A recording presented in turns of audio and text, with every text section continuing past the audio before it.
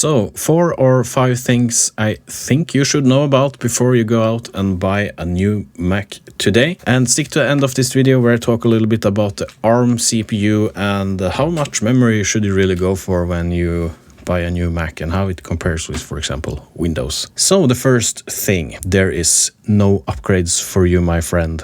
New Macs bought today, they can't be upgraded, except for the Mac Pro. However, we are not really including the Mac Pro in today's video. When you order a new Mac, make sure that you select the right amount of memory, CPU, and storage at the time of your order. Memory, CPU, and storage is integrated into the main logic board, and you can't upgrade that internally. A few years ago, we could buy a memory stick or a RAM stick, and we could upgrade the memory in for example, on the back on an iMac or underneath the Mac Mini, but that's not possible anymore if you buy one of the new Macs released today. As for storage, many Macs come equipped with Thunderbolt or USB-C ports today, so you can connect fast external flash storage if you will, or if you run out of space. However, that means that you have to have another device in addition to your Mac, such as this one I have here. So this is an M2 enclosure, so you can buy an M2 hard drive, mount it into this enclosure, and you connect it using USB-C cable, and you can connect it to your Mac.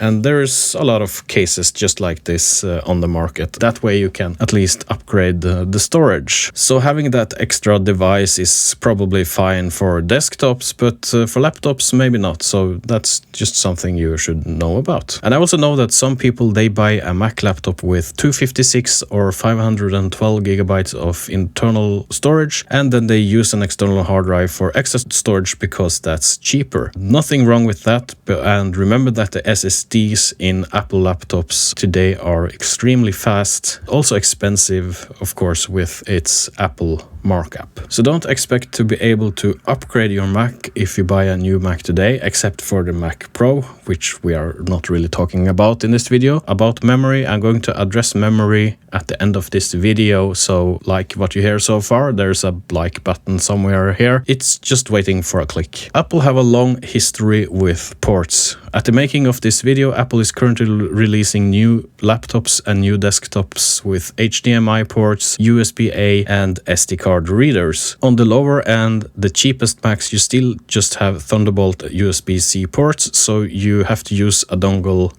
something like this, to connect other devices, if it can focus, to your Mac. If you go for a higher end Mac, you will get more ports, and make sure to take a look at the specs page on the online store to see what ports it has. A Mac is no primary gaming computer. Yeah, you can play some games on a Mac, but it's not primarily a gaming computer, even after how much Apple wants it to be.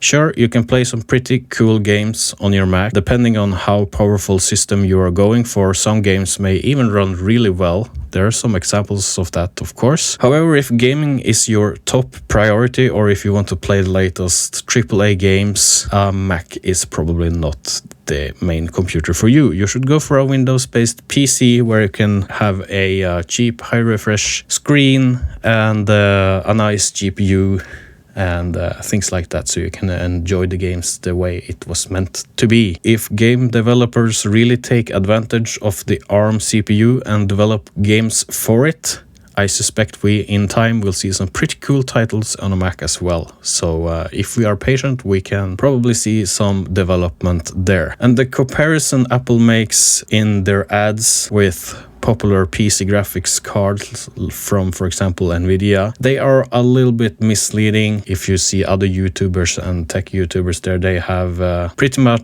shut down the marketing tactics of Apple there, and I don't think you should really believe that comparison, to be honest. So Macs, not a gaming computer, but you can play games on it. So the ARM CPU. Apple doesn't use Intel CPUs in their Macs anymore, and again, except for the Mac Pro. They make their own ARM-based CPU that first appeared in an iPhone and an iPad. Performance tests and reviews show that if you use software written for these ARM CPUs, the performance is extremely good even with the entry-level Macs. The entry-level 13-inch MacBook Pro I have here is just able to run a lot of tracks in Logic. I have a video on my channel on that. You can check that out. However, if you use some old archaic software that's not up to date, the performance may suffer because that archaic software has to be translated from Intel to ARM, something that of course happens automatically without you really having to do anything about it for sure,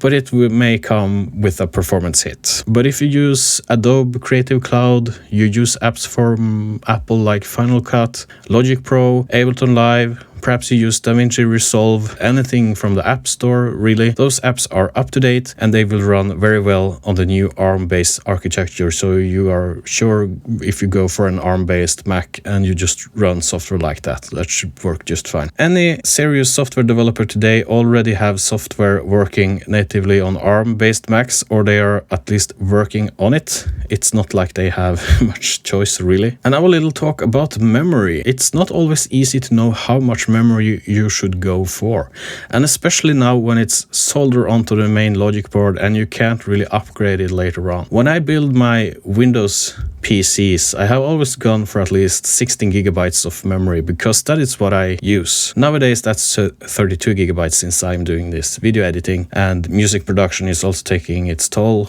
on the Windows ecosystem.